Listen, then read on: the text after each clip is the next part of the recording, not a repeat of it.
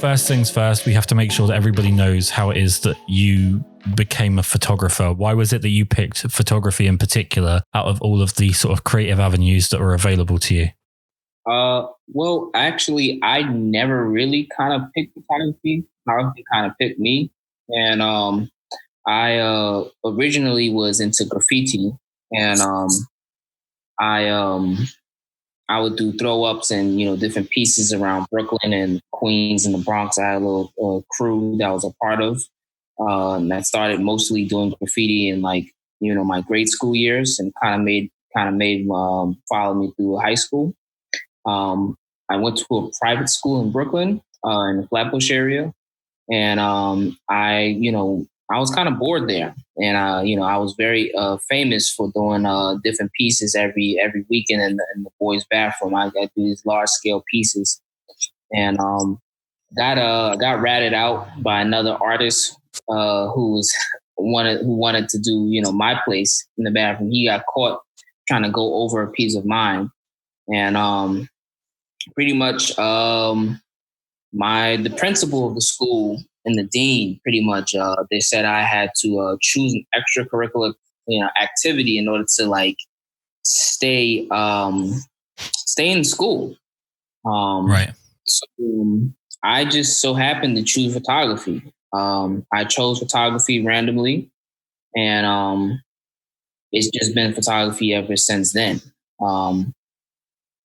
Yeah, it's just been since then. So I kind of just chose it at random. It wasn't really like I knew I wanted to be a photographer. My whole plan after grade school was to become a plumber, and run my own business as a plumber, or maybe even an electrician.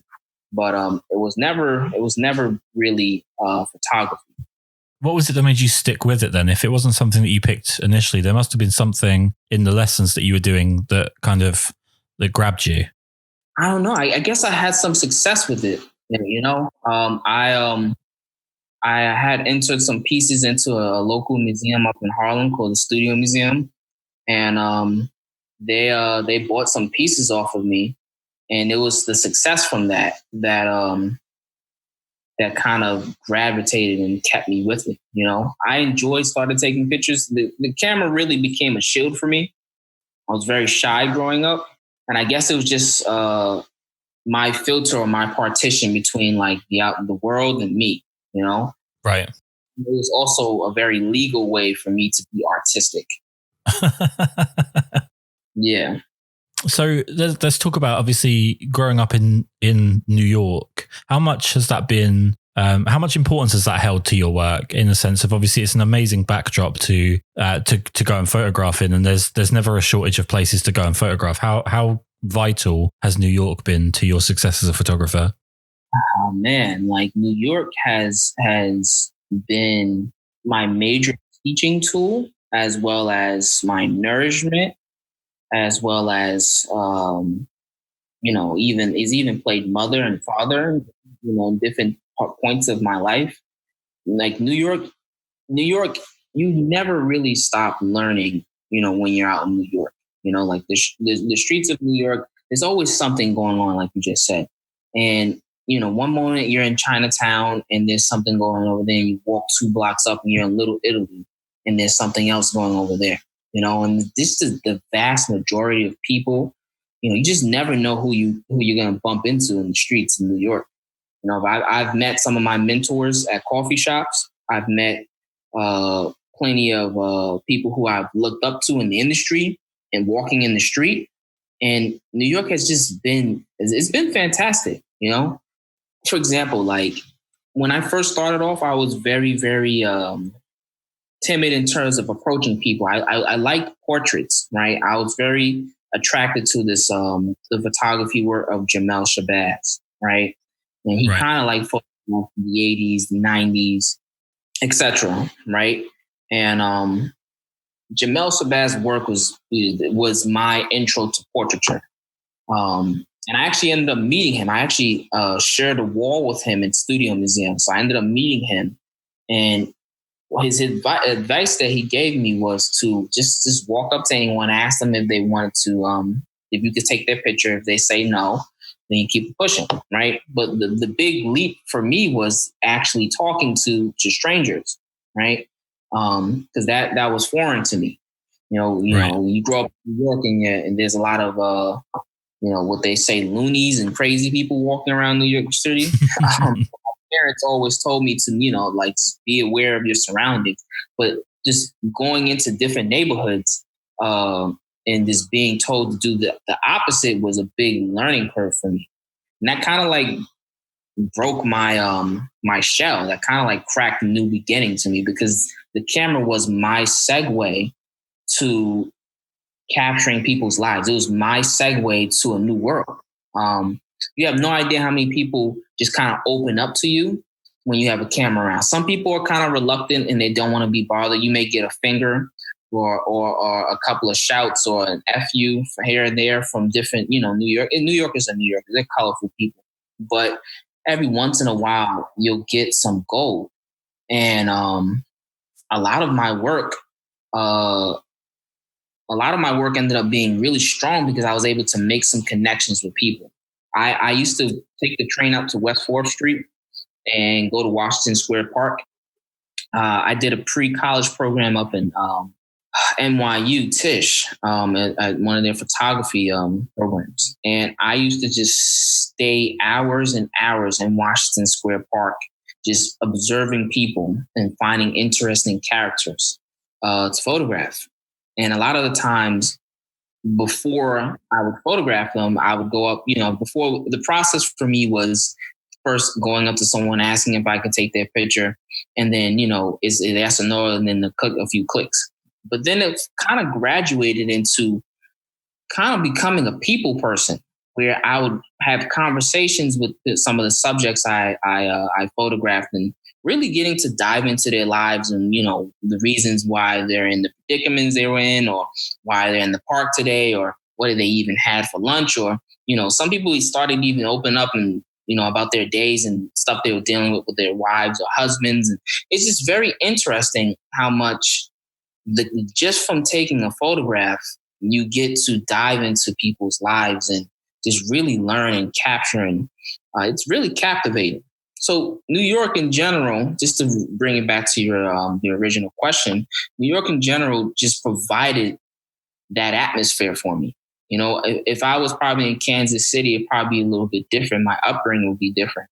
But New York, kind of like several different stages in my life, has provided, different teaching tools and different platforms for me to develop the skills that I have today. With New York being such a characterful city, is it difficult to not fall into having very similar traits to other artists that are coming up in the same background? Because like you said, if you were in Kansas, it would have been different. But as well as letting New York shape you, you also have to steer the ship somewhat yourself so that you stand out from the crowd. Is that quite hard to do? That's actually very hard to do. And that's a skill that has to be developed.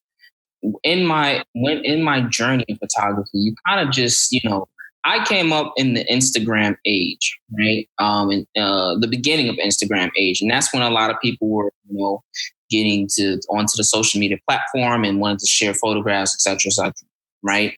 But I started to see that if you were to take my photographs, right, and 20 other, let's say, known or unknown photographers who also share their work on that platform, it'd be very hard to distinguish who shot what, right? And that really turned me off. So I started I guess I started to develop my own style, right? I guess I wanted to start to develop my own style. A lot of Instagram photographers or photographers who identify as Instagram photographers, and an Instagram photographer is someone who primarily just shares their work through the social media platform, right? They have this very moody, very dramatic, very contrasty work, where the hues, sometimes the darks and the blacks are too black. There's no separation, right? It really comes down to the finer detail and some self-reflection and being able to take some criticism, because that's very hard. A lot of artists like to say that they can take criticism, but in reality, some of us can. Artists were sensitive. It took me a very long time to realize that you can be, my artwork, I'm very sensitive about my work.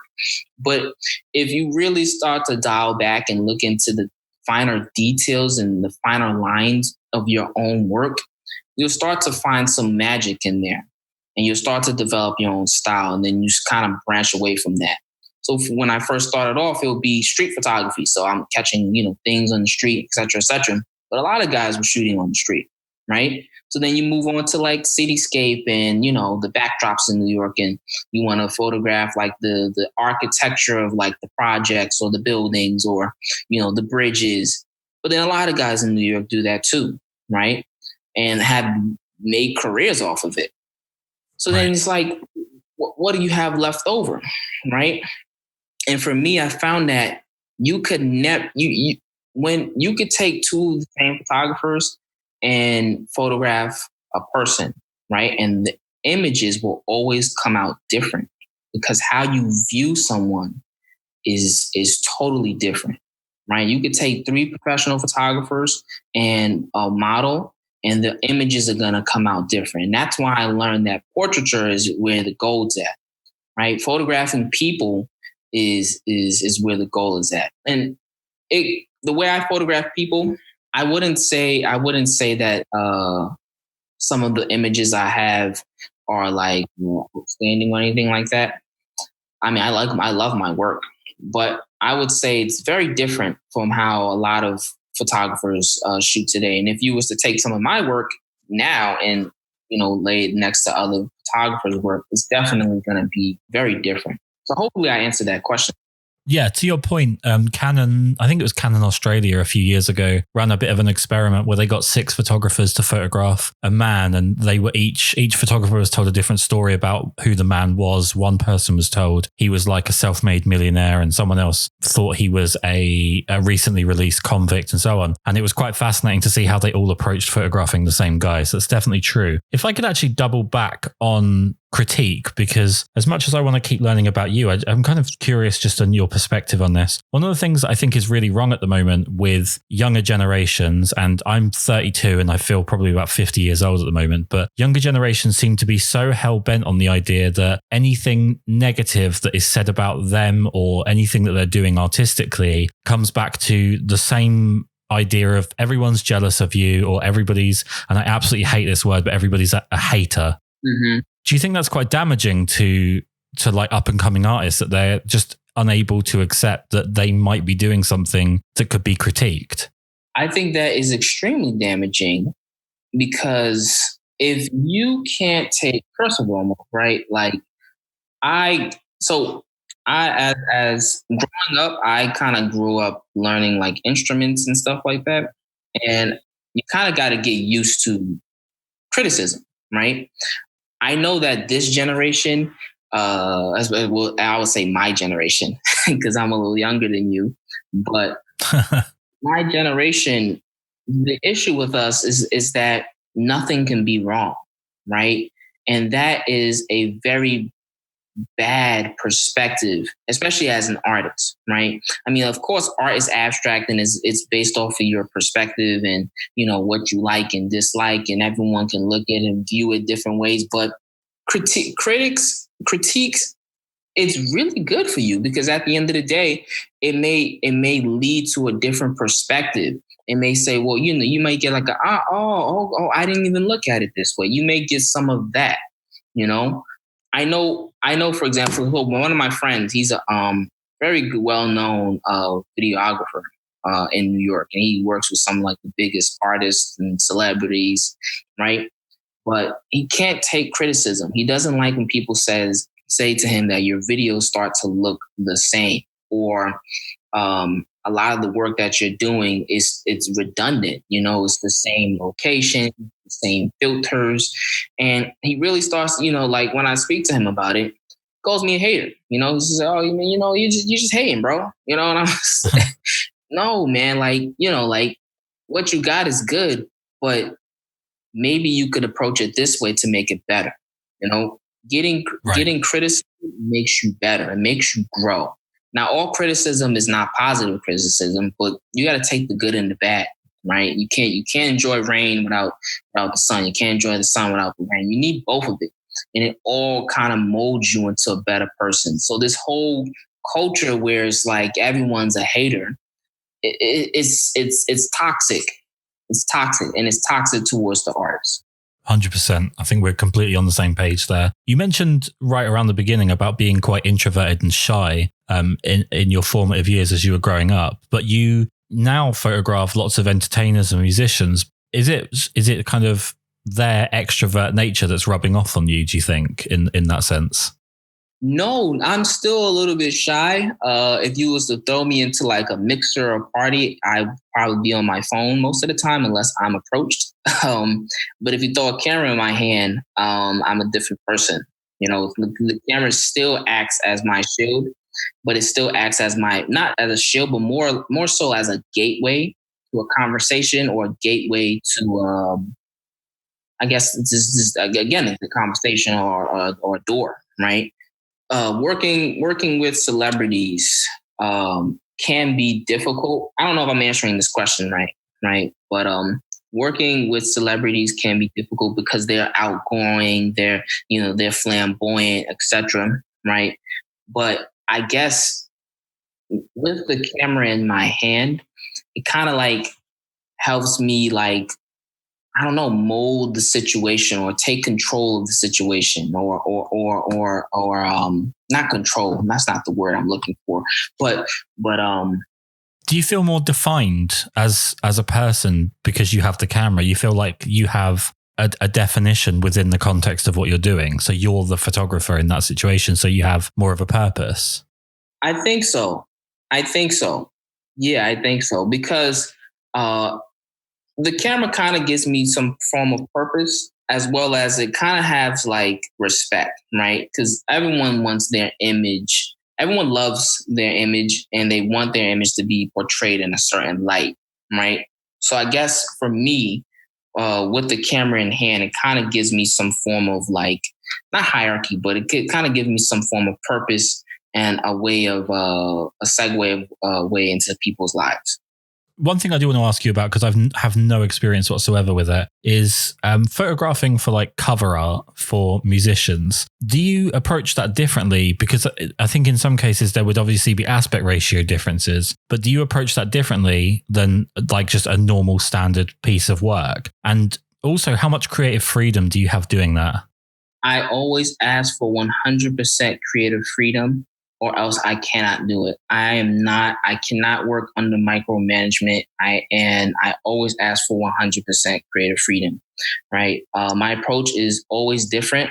I always ask, like, for example, when if I'm photographing like a cover art for, let's say if I get a gig and I just so happen to photograph a cover art for a jazz band, right?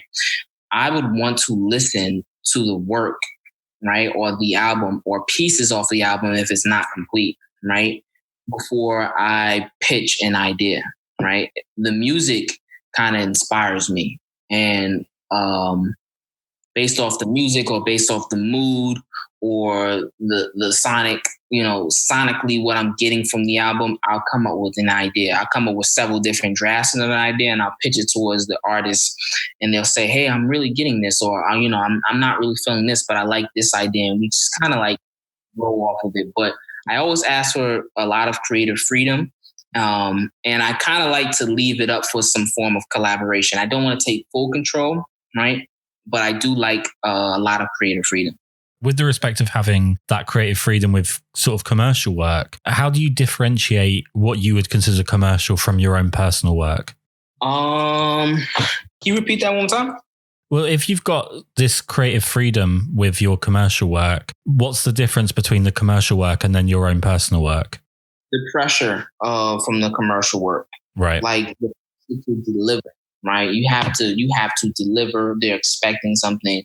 There's X amount of budget on this. There's a whole team, and everyone is expecting 100% delivery, and they're expecting results. Right now, when it comes to my personal work, let's say I'm working alone, or whether I'm working with a team or not, there's not really much pressure of you have to deliver. I mean, I can have my own personal pressure on wanting to complete the project or have a specific image or reach or attain a certain goal.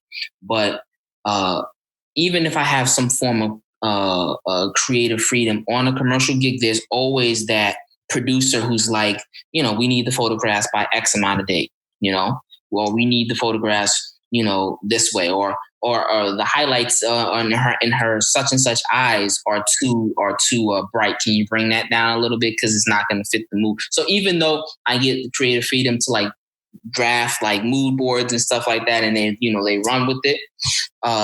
Working on my own personal projects, I could take my time with that. I'm actually working on my personal project right now, a book. And I've been taking, 5 years to work on this book. People say, well, why so long? Well, why not? I personally feel that, if I'm working on a project and I have all the time in the world, and I just feel like when I'm working on my work, I release it when I want to release it. And I just have full control over that. With portraiture, one thing that I think you do excellently, and is something that is a really hard skill, I think, for people to develop, is the ability to look outside of standard portrait compositions, to look for small details within photographing a person. And it might not always be just the standard go-to, like 3/4 length or half body shot or headshot. How do you learn to look for compositions outside of what's sort of expected and what's standard with portrait photography? That's just something that you have to practice with. Yeah, I mean, like some portrait photographers really, really mastered, like you said, like the close-up, the 3/4, etc. Right? But it takes time to develop your eye. You have to shoot a lot, and if you don't have the ability to photograph a lot, then you need to watch movies. Like movies and were a great way for me to learn different forms of composition. One of my favorite movies that honestly were eye-opening to me and kind of like influenced my composition work and just influenced my work in general was Baraka, right? By I think it's Ron Frick. That's the cinematographer on there. Baraka Samsara, that was another one he did. And then there's another photographer by the name, they nickname him Shiva. His work is really good as well. I think like Children of Men, he did that movie. But just in general, like a lot of practice and exposure to some of the masters. You have to study. You have to be 100% dedicated to your craft. For me, I kind of like asymmetrical, and I kind of like leading lines, and I love that stuff. Like that stuff is cool. Seeing a square within a square, and then there's an M, and that's in the square. Stuff like that like really gets my gears going when it comes to like photographing, and that all comes from just practice and some of inspiration for some of the grandmasters out there. You've mentioned movies. Is watching movies your way of kind of freshening yourself up creatively? Because some people don't really know how to take a break from whatever medium they work within. So like there are photographers that will just never ever move away from photography to kind of change their perspective. And they almost end up kind of incestuously cycling through photography. Whereas sometimes it's great to pull in influences from the outside, like you've mentioned movies. Is that your go-to when it comes to kind of seeking new inspiration? That's 100% my go-to. Right. There are times where I would carry my camera for months at end. And there are times where I just have to leave it home. Right. And not carry it around because I don't want to overshoot. Right. Which is weird because you need to practice a lot. Right. But there are just times where just like I'm not carrying my camera around. I'm not taking any photographs for this whole weekend. I'm literally just going to watch movies. Like currently I'm in LA. I got contracted for some work out here. Right. And normally I would go around to like either Skid Row or different like neighborhoods, Compton, right? And I'll just photograph, right? But I've just been watching nonstop movies, some movies that I would, love to see. Like I watched Parasite recently. That was great. I mean, like besides the writing and all, just the cinematography of it, it's fantastic, Like movies is definitely a great segue in order to refreshing your brain and refreshing your craft. Reading is also a great segue. I love listening to music. Music can sometimes inspire me. the album covers inspire me, especially from like vinyl records, like some of the older vinyl records and the album artwork on there. It's great, it's grand stuff. It's fantastic. But yeah, but just to answer your question, movies are great. That's definitely my segue. I've seen on your website, I believe it was, that your work is kind of described as raw and organic. And I think it's also very, very punchy and vibrant. If you were to take your whole body of work that you currently have on, say, your website, what do you feel like your identity is as a photographer? How would you define generally the work that you do? Oh, man. Yeah, sorry. I don't know if I even would define it. I don't know if I would. I don't know if that's a cliche answer, but I don't know if I would try to define it. I know I personally like focus in on a lot of like black and brown skin tones. I know that's like something I really do. And the reason for that, and that kind of defines my work also. And the reason for that is because just in the industry that I work in, there's not enough of it, right? There's not enough of it. And it just needs to be, I just feel like it needs to be photographed in a certain way, or the story needs to be told differently. So I don't know if my work is defined. I don't know how I would personally define it. I do know that I sometimes make a conscious decision to focus on a specific ethical group of people. I'm not totally married to that. That is a choice that I have decided to make as an artist. But yeah, I mean, like, I don't know if I would define my work, to be honest with you, or how I would define it. It's a very good question. It's a frustrating one, right? Because it's a broad question. And I think probably the hardest thing for people who are very committed to any kind of art form is that sort of self-analysis, because you either go down the route of being incredibly self-critical or self-loving, and there doesn't seem to be many people that can fall into the middle. On that note, what would you say is your biggest weakness as a photographer? My biggest weakness as a photographer, like technically or just in general? Whatever jumps out to you, to be honest. It's kind of an open question. Sometimes I can get stuck in my ways. Sometimes I get comfortable in knowing what I'm good at photographing. So I guess one of my weaknesses is getting used to being comfortable, right?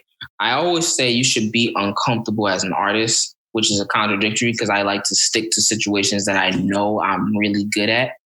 But I guess one of my weaknesses as of recently is not placing myself in uncomfortable positions. And the reason why I would say that is because when you're in an uncomfortable or challenging situation, right, you kind of grow, So I could honestly say that as of recently, I haven't really, I don't feel like I've grown much as of recently in the last few months, I like to measure my success. I like to measure and see like my growth and stuff like that. I know technically there's some, there's a lot of great, a lot of brilliant photographers out there, especially when it comes to lighting. I'm still trying to learn lighting, right? And I could say that's a weakness as well. Just really learning and mastering lighting. I don't think you can ever really master lighting. I think you'll never stop learning, even if you become considered a grandmaster of your craft. But I guess those would be the two things, like just getting too comfortable with what I know I'm good at, and lighting.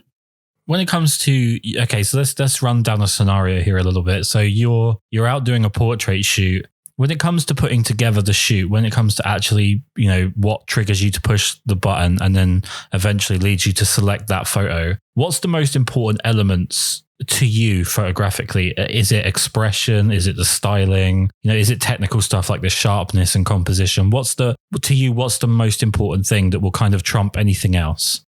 I don't know if this is a thing, but like the essence of a photograph, right? Like, of course, the technical side of the photograph is always like king, right? Like everything has to line up on, the rule of thirds, and, everything has to be like composed right. The photograph has to be balanced correctly. The colors have to, they can't be clashing with each other, right? But in general, it's the essence of the photograph. Like, capturing someone in a light that they think that they thought they never would be captured in. For me, it's the essence of it. Just capturing that one moment. I'll shoot for hours, and I'll pick 5 photographs out of like 1,000 photographs based off of the mood the photographs gives me. Right? If it gives off a form of, if it catches my eye and it gives me this mood, or I get some emotional feeling to it, then that photograph has a good essence to me. Of course, I love, of course, like I said, like technically the photograph needs to be framed, balanced. The colors need to be on point. Even if you're shooting black and gray, the colors still need to be on point. Like the hues of gray need to be toned. They can't be too black. You need to be able to see the details in the black. But it all comes down to the essence of the photograph for me. Another frustratingly broad question, and probably one that you've not thought about too much, but considering where you are right now with your photography, and I'm talking about not in terms of success in a professional sense, but the actual work that you're producing, how far have you deviated from where you thought you would be at this point as a photographer? Like, are you on the same path that you thought you would be, or has your work changed quite significantly? No, I didn't think I would be where I'm at right now. I actually expect my work to take another change in its course, right? I feel like it should change in its course. I'm definitely not on the original path, and I definitely didn't think I thought I was going to be an architectural photographer at one point, because I was really getting into like cityscape and landscape. I was really enjoying that stuff. I'll go out to Long Island, and this work I haven't released yet, that I've worked on for years. And I just thought I was going to be, an architectural photographer, someone who photographs landscapes and, abandoned buildings and stuff like that. There was one point when I just mainly focused on that for 2 years, right? But here I am doing portraits, So I actually didn't expect myself to be where I am now, and I don't expect myself to be where I am now 2 or 3 years from now. Let's talk about portraits. One thing that I'm quite fascinated by, and I think it's not a common discussion between portrait photographers, is directorial style. So for myself, I'm someone that I kind of like to spend the early portion of a time I'm spending photographing someone not with the camera. I kind of want to get to know a little bit about them. And I'm generally looking for a button to push that I can draw certain reactions out with. What's your directorial style? Are you someone that kind of lets them be themselves and you slowly build up to what you want? Are you quite strict with the way you position them? What's your go-to with directing people? Comfortability is everything for me. That's actually something that I tell everybody who I photograph. Like, if you're not comfortable, like for example, like if someone asks me to pose them, I'll give a suggestion, right? But for the most part, I like my subjects to be comfortable. I want them to be in the most natural form or natural pose or natural phase they can ever be in. I don't like to heavily direct, because I feel like there is such thing as over directing, but you kind of got to be in the middle. It's in the sweet spot, Can you repeat your question just to make sure I'm answering it correctly? You've pretty much nailed it. I mean, how did that develop though? How did you develop your directorial style? Was it just you shot, you saw what worked and what didn't, and you adapted from there? Or did you actually watch other people work and see what was working for them? I watched other people work. One of my utmost, and I put him in like my top 5 photographers ever, is Joey Lawrence, right? And Joey Lawrence is a commercial photographer, but it's his passion projects that really willed me in for him, to him, right? And I think he's fairly young. He's Canadian. I think he still lives in Brooklyn, but his work, his approach towards his work is phenomenal, right? Like if let's say he's photographing a group of people in India, like holy men in India, right? Or near the Ganges River or something like that. He will spend a week with those people without a camera, right? Eating their food, learning their culture, their customs, getting to know family members, visiting them every day, helping out in the village, doing things that make him look silly or uncomfortable, just opening himself up. It's the people connection, right? And that's what I learned. I really learned that, oh, you really can't over direct, or you can't, like, to gain access to to people and to their true selves, you have to really be a person first. You have to connect with them. And I learned that through Joey, right? And just watching his work and watching his documentaries, and, his personal work is phenomenal. I would definitely say Joey's a grandmaster of that, if no one has ever given him that title yet, right? Because he's still young. But his work is phenomenal, and I learned all of that from Joey. I credit all that to him. We've reached past 100 episodes of the podcast, and every time I get a portrait photographer on, I ask them the same question. And for the 100 odd episodes that we've been doing it, I'm still yet to get an answer to this question. So you might be the one that breaks that. And we have a breakthrough here. Something I'm always fascinated by with portrait photographers is their ideal subject, the person that they would most like to photograph given the opportunity. So if you could have the opportunity to photograph anybody in the world, it could be alive or dead, whatever you want, who would you pick to photograph? Who would I pick to photograph? Who would I pick to photograph? Anybody in the world. It just has to be one person. You get one shot at this. One shot. If I could, does it have to be currently living now, or it could be any time frame? Any time frame you want. Any time frame I want. Oh, maybe Gandhi. I think he has a very interesting face. I think he's a very, very interesting face, and I would love to do some black and white portraits with Gandhi. There you go. You broke the duck. Everybody else panics and says they don't want to answer it. So I feel pretty relieved, actually, that 103 episodes in, someone's finally got an answer, which I find it fascinating when people don't have any idea at all, because I've certainly made like lists of people that I would love to photograph. So it's an interesting thing. What's actually interesting about that is that you've got such an influential figure, but you're focused quite intently on the actual physical appearance, which is really interesting. I think that's really cool. I don't know. I mean, like, Gandhi has a very like geometrically good, like, interesting face, the wrinkles and stuff like that. So he came to mind. The other person who came to my mind was Nelson Mandela. I would love to spend some time with Mandela. And if it wasn't going to be Mandela, it would have been Bob Marley. Definitely Bob Marley. You got a whole list now at this point. It's great. I had a whole list. I actually had a list I have a list of like people who I would have loved to photograph. And then I have a list of people currently living. I have like a list of 100 people that I plan to photograph before I die. And I'm hoping I get to complete it. Yeah, that question wasn't too hard. Only I just narrowing it down to one person was just a little difficult. Yeah, I didn't ever think it would be a question that would be, I thought it was a bit of a softball question when I first started putting it in. And I sort of just noticed a concurrent run of people that just didn't want to answer it or didn't have an answer. So it's quite interesting. Let's head towards the end here, because obviously you've got better things to be doing than listening to me. Cinematography versus photography, which one do you think is easier to express yourself? Because obviously with moving picture, it's much easier because you have multiple frames per second, but the power of a still image and the way that can be displayed is obviously vastly different. Which do you think is more easy to express yourself through? To be honest, I don't think either of them are easy to express themselves with, right? I think that cinematography and photography are one and the same thing, but just on the different spectrums. Because I also do video work as well. I had opportunities to study cinematography.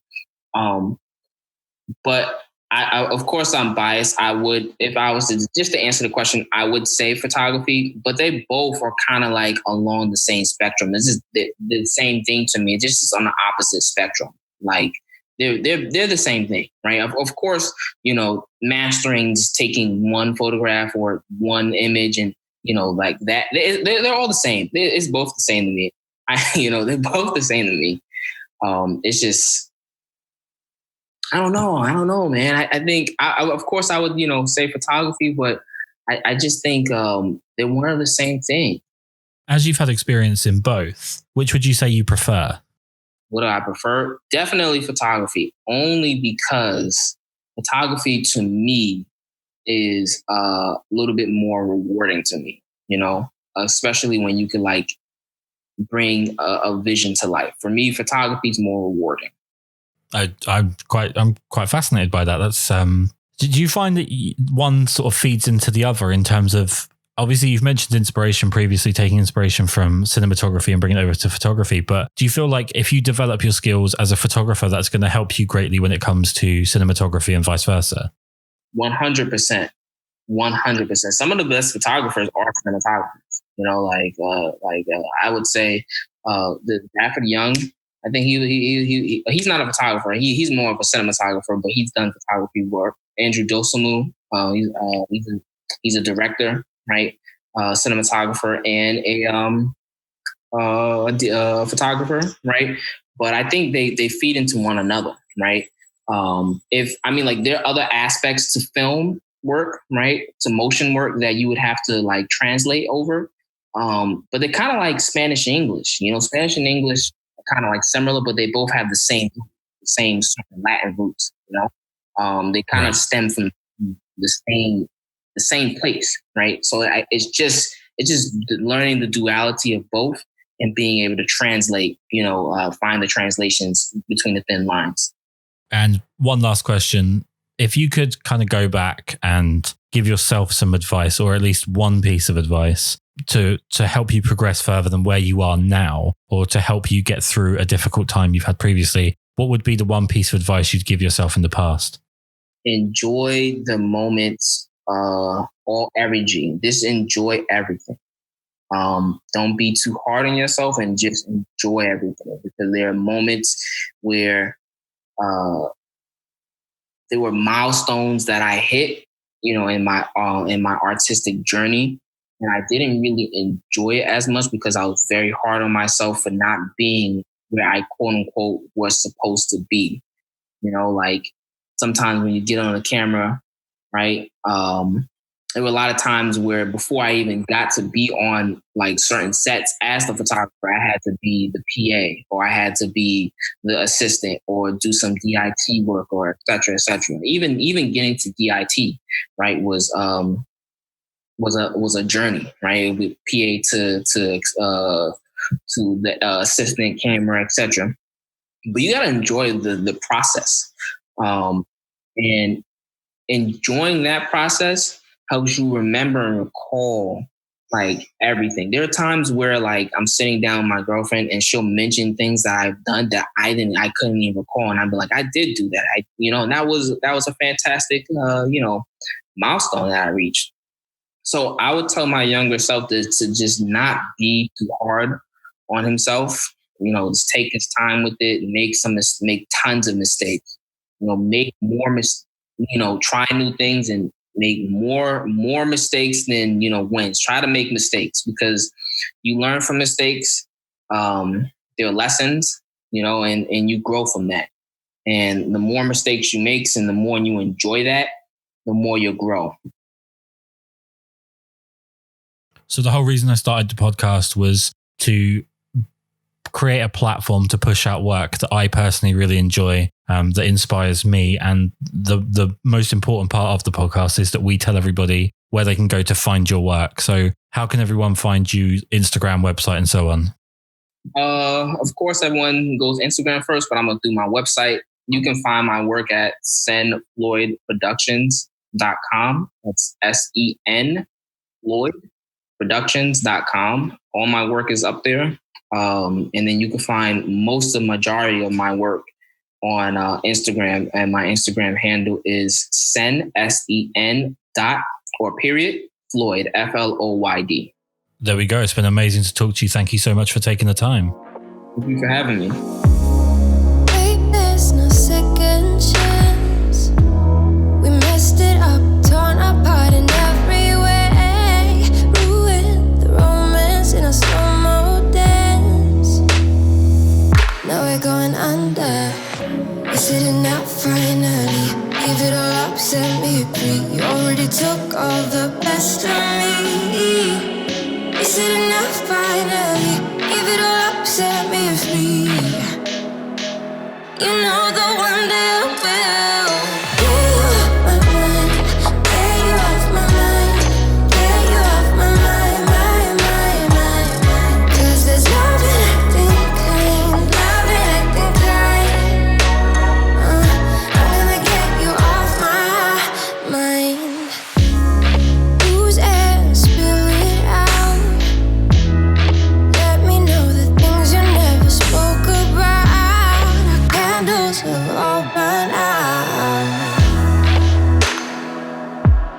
to ashes.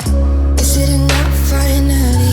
Give it all up, set me free. You already took all the best of me. Is it enough finally? Give it all up, set me free. You know the one that will get you off my mind, get you off my mind, get you off my mind, mind. 'Cause there's love in acting clean, love in acting kind. I'm gonna get you off my mind. I'm gonna get you off my, I'm gonna get you off my mind, mind.